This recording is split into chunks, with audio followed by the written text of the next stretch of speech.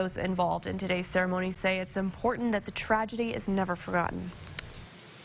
We have those that honor us, but I think like for the most part, the rest of us, it's kind of a day of remembrance and where you were at that time. We all remember where we were. Just think about where you were at that time. But a lot of our students here, they weren't even born yet, so it's kind of a history lesson for them. An Indiana teen, once on the verge of death, wants others to know about the dangers of vaping. Cooper Stevens is 16, and he says he always had a Juul minty flavor e-cig on him. He vaped at least 100 times a day. 3 weeks ago, he was forced to stop. He started having chest pains and felt like he couldn't breathe. Cooper spent 9 days on a ventilator and had multiple organs. Well, they failed. He is regaining his strength and wants to tell people about the dangers of vaping. I think the main thing was the smoke that comes out of them, and there's people that do tricks with them, and then there's nicotine in them, and then you get hooked on the nicotine, and then you don't want to stop. The CDC has launched a multi-state investigation into a rapidly growing number of vaping-related respiratory illnesses.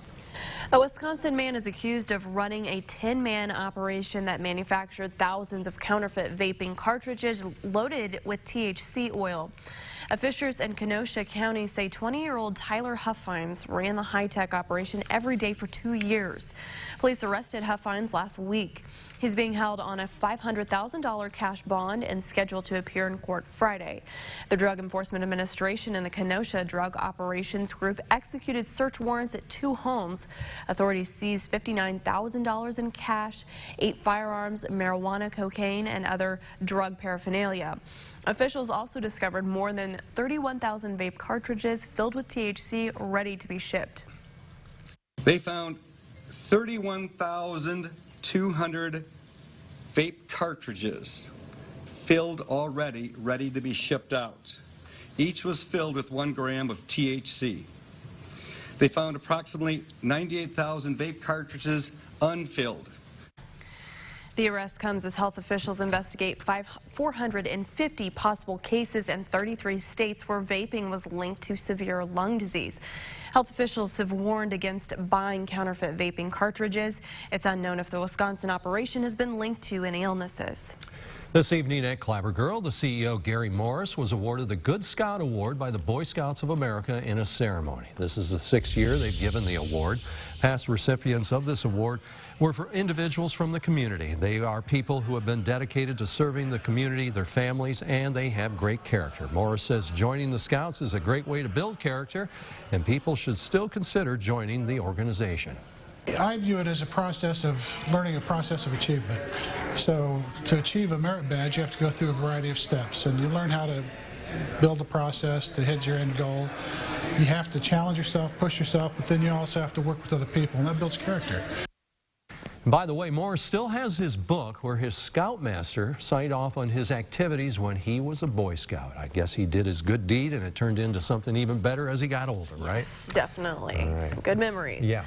Well, one Indiana town creates a memorial that resembles what was lost on this historic day, how it brought the community together. Then later in sports, Grant Pugh stops by to preview Terre Haute South Showdown with Terre Haute North Friday night for the Victory Bell. You're watching WTWO News at 11 with Mike Tang, Sadie All, Chief Meteorologist Jesse Walker, and Sports Director Grant Pugh. WTWO is brought to you by Wayne Collins, your commercial leasing and residential agent. Experience matters. Hey, Dutch boy, show me Mocha Red. Okay. Does it have a smooth, durable finish? Yes, and it's 50% more stain resistant. You still talking to Dutch boy? Dutch boy, show me Sleepy Purple. Okay. Oh, would you look at that? That's better. He'll still help us paint, right? With Dutch Boy's high-quality, high-performance paint and Menards friendly expert service, it's easy to twist off to something great. You're handier than I thought. A moment in Wabash Valley history. Terre Haute native Max Ehrman was a poet and philosopher who lived his life in his native city. His work, Desiderata, is known worldwide and was widely published and translated into several languages and was released as a record in 1971. Known for writing spiritual themes, he claimed to have written this piece for himself, but its appeal is universal. His life-size bronze statue can be found sitting in downtown Terre Haute. Brought to you by John Harvester, Allstate in Terre Haute. I need results, so I choose the one system I trust to take weeds down and keep them down on even my toughest acres with the kind of yield potential that helps keep me in the black to deliver my kind of results season after season. I choose the Roundup Ready Extend crop system. I choose results. Closed captioning is brought to you by Terre Haute Chevrolet. It's more than just a Chevrolet. It's Terre Haute Chevrolet. WTWO News at 11 continues. One Indiana town put a memorial today that made a beam from one of the Twin Towers. It is, of course, in honor of the 18th anniversary of 9/11. Some people said it took them back to the day it happened just to see it. Some folks at our sister station in Indianapolis got the chance to see it for themselves. A somber moment on a monumental occasion.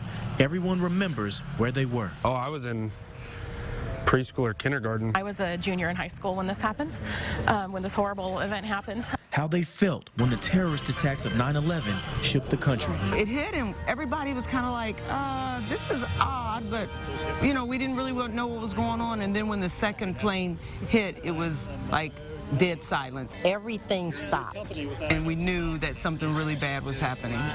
Here in Brownsburg, the heart of a brand new memorial is a broken piece of a day our country is still trying to put back together.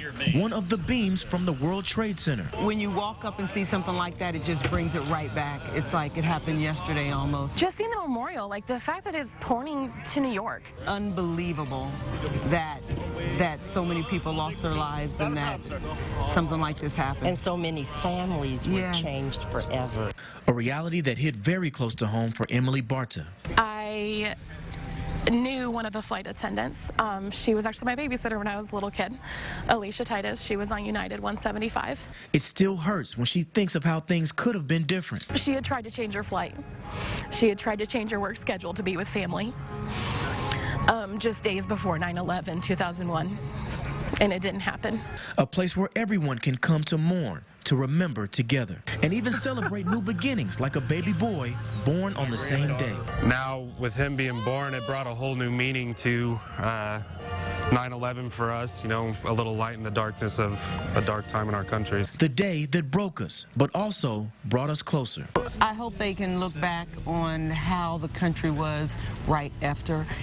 We were all about love. The whole country came together. It didn't matter what you looked like or anything, what color you were, man or woman. We just all loved each other. Seeing it here and seeing people paying their respects to it, it reminds me of a better time in our country's history. They might not physically feel our arms around them, but we're holding them close and we love them and we just pray for them all the time. It's remarkable today during our afternoon news meeting. Yeah. We spent how long just discussing where we were. Exactly. And it's funny the details that you do remember on that day that you think. And that was something that I was told. I was in elementary school at the time. And they told us on that day, you will never forget the details of this day. Oh, yeah. That's exactly. I worked that day, and it was amazing to come in here, and then we watched the network coverage. You know, we didn't do news. We just watched that. We all sat around, and you couldn't believe it was happening. Right. You know? Yeah. The weather